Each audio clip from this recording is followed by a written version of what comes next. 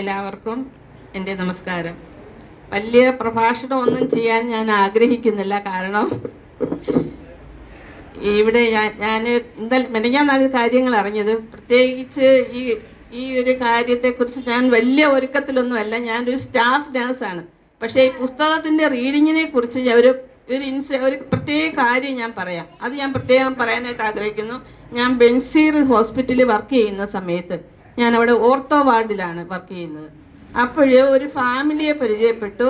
ക്രിസ്തുമതത്തിൽപ്പെട്ട ഫാമിലിയെ പെട്ടു. അപ്പോൾ ഒരു 42 വയസ്സുള്ള ഒരു പയ്യനാണ് അവിടെ ഓർത്തോ വാർഡിൽ കിടക്കുന്നു.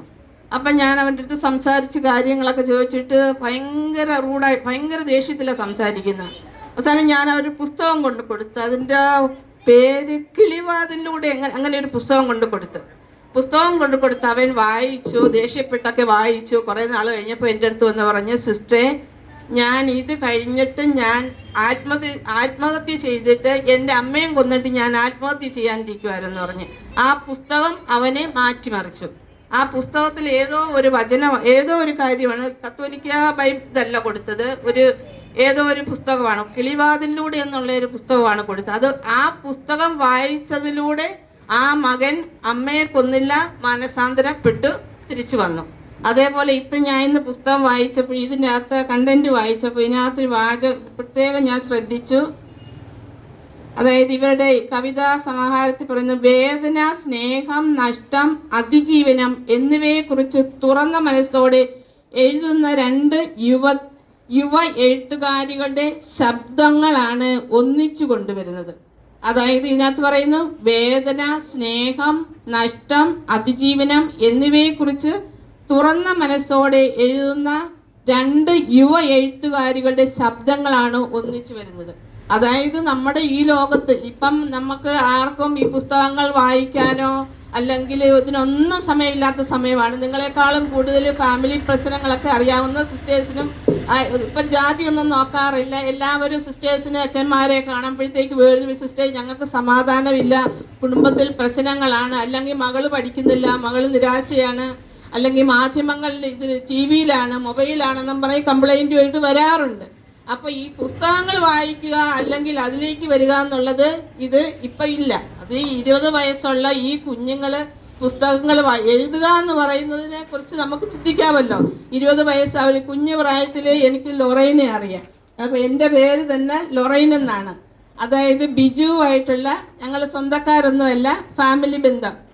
ഞാൻ ശക്തിവിളങ്ങര വർക്ക് ചെയ്യുന്ന സമയത്ത് ബിജുവിൻ്റെ ഫാമിലിയുമായിട്ട് ഇടപെട്ട് നമ്മൾ നല്ല കാര്യങ്ങളൊക്കെ പറഞ്ഞു കൊടുത്തു. അങ്ങനെ ഇടപെട്ട രീതിയിൽ നമ്മൾക്ക് കിട്ടിയ അറിവ്, എനിക്ക് എവിടെ നിന്ന് കിട്ടിയത്, പുസ്തകത്തിൽ നിന്ന് കിട്ടിയ അറിവ്, ആ അറിവുകൾ പറഞ്ഞു കൊടുത്താണ് ബിജുവിനെ പിന്നെയാണ് വരുന്നത്. അങ്ങനെ ഒരു ബന്ധത്തിലാണ് ഞാൻ ഇന്നിവിടെ വന്നത്. കാരണം എന്ന് പറഞ്ഞാൽ ഞാൻ നല്ല തിരക്കുള്ള ഒരാളാണ്. ഞങ്ങളുടെ ഹൗസിൻ്റെ മദറായിട്ട് ജോലി ചെയ്യുന്നു, ഹോസ്പിറ്റലിൽ വർക്ക് ചെയ്യുന്നു, ഒട്ടും സമയമില്ല.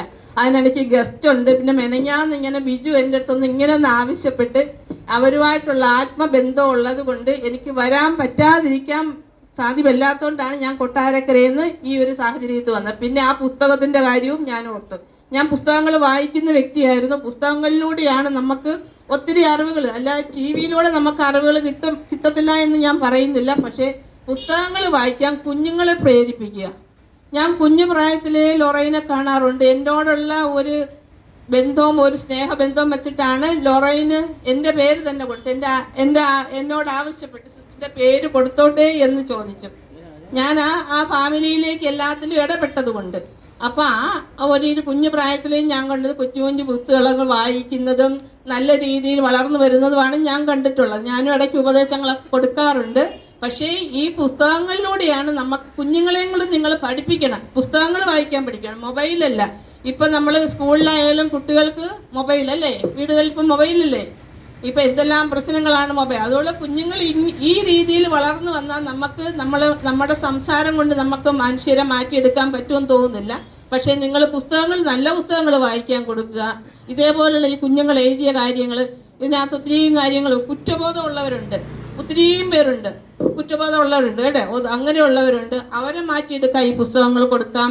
പിന്നെ ദുഃഖങ്ങളുള്ളവർക്ക് നമ്മൾ പറയണമെന്നില്ല, ആ പുസ്തകങ്ങൾ വായിക്കുമ്പം ആ വഴിയിലൂടെ എങ്ങനെ അവർ പോയ അതേ രീതിയിൽ നല്ല പുസ്തകങ്ങൾ വായിച്ചാലും ഒത്തിരി കാര്യങ്ങൾ നമുക്ക് മാറ്റിയെടുക്കാൻ പറ്റും. അല്ലാതെ പ്രസംഗിക്കണമെന്നില്ല, പുസ്തകങ്ങൾ കൊടുക്കുക. എനിക്ക് ബെൻസീറിലത് നല്ല അറിവാണ്. ഇപ്പോഴും എനിക്ക് കോണ്ടാക്റ്റ് ഉണ്ട് അവരുമായിട്ട്, പുസ്തകം കൊടുത്താണ്.